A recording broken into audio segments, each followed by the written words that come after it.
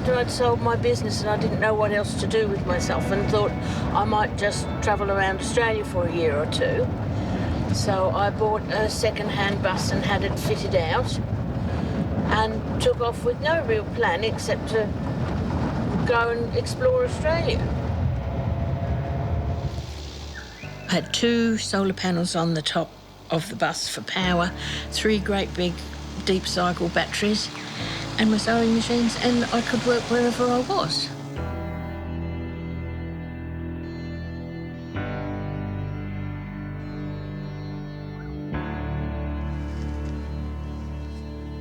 My name is Lynne Stone, and I am a textile artist, a botanical artist.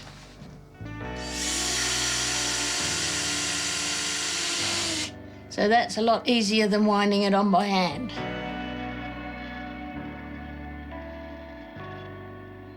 These are all flowers that I've made.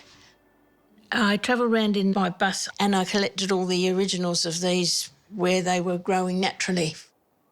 I could find an interesting specimen and pull it apart and start making it. I think I'm a botanical artist, but I work in 3 dimensions. This is a lovely little one. It grows as a street tree in Alice Springs. And its original name was Aubifolia, and I've stuck to that because it's got nice round leaves. But now they call it Mini Ritchie, which describes the bark. But I think Aubifolia is better. And another Central Australian one, this one's gorgeous. It's the Victoria wattle. It's a nondescript grey-green shrub with horrible prickles, and I found it growing up the Stuart Highway between Port Augusta and Alice Springs. And then in September, if you're coming down to get out of the build-up in Darwin, it is just a froth of beautiful flowers. It's gorgeous. I was a student at Box Hill TAFE, Art and Design for Embroidery, the course was called, and it was 1 day a week for 2 years. And the tutor was talking us up for a major project in 2nd year. And I can remember sitting there with my head on my hands at the table, and the idea came, it just was a light globe moment. I don't know how or why, and I've done nothing else ever since. I just make flowers. This is Acacia pycnantha, or golden wattle, the symbol of our land. And this was a prototype for one that is now in the Visitors Centre at the National Botanic Gardens in Canberra. I was pretty proud. That was my first big commission. The callistemon took me 20 years to work out because it's got lots of little sepals.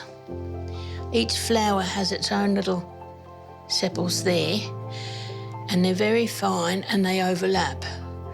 And I kept experimenting, and yes, I know, as my friends say, either barking mad or talented. I'm not sure, maybe a bit of both.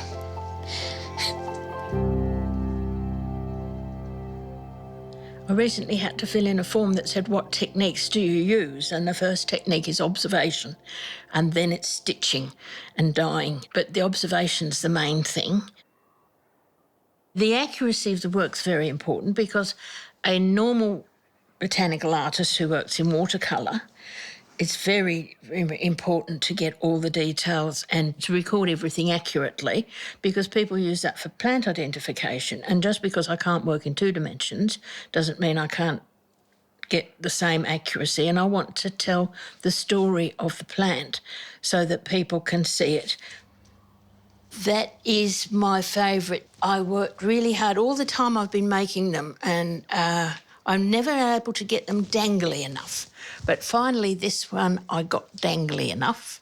And another hard bit with this is that the rotten thing has a fine line of red going down the vein down here, which requires a very fine paintbrush with dye and a steady hand. And then I had to get the frosted look on the stem, and that took me a few years to work out. But it's the same as I use for the pollen on the stamens, which is puff paint. I use rayon thread, and it's soft and pliable. I just get white and I dye it all.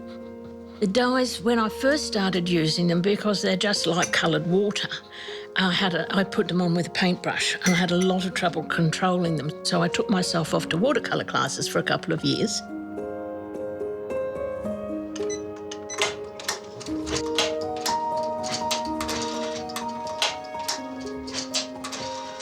In a previous life, I had a company that wrote computer software for solicitors. So I was fairly at home with computers. And so as the digitising software for embroidery machines was developed, I took to it like a duck to water. So this is where I do it all, my playroom as I call it. And when I first started, I just had one sewing machine that did straight stitch and zigzag and a hoop, and I did it all by hand. It's been 20 years now, and as technology's developed, I've got more machines, so now I program it all. I can get onto the computer and set where the stitches are going to go and get very, very accurate. And that allowed me to do the callistemon and also the pincushion hakea. Because the pincushion hakea, you've got to do, they come out looking like that, like little spaceships. Each one has 4 little stamens, and now I've got this really accurate machine. I can get that right and working properly.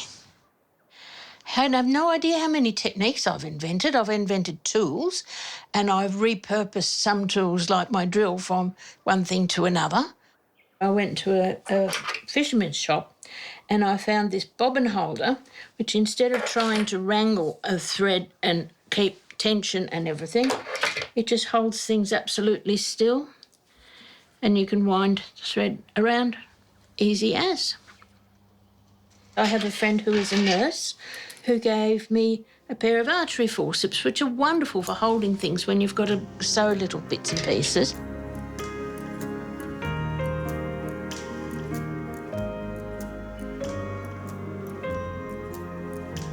My friends have all been saying that when I go under the bus, no one's going to know how I did it and the whole thing's going to be lost. So I spent about the last 3 years documenting the whole thing and publishing it as a book, which I want to give away to all the craft guilds, so they'll put it in their libraries. I want to share. I want someone else to start making these, and then I'll have somebody to pass ideas around with.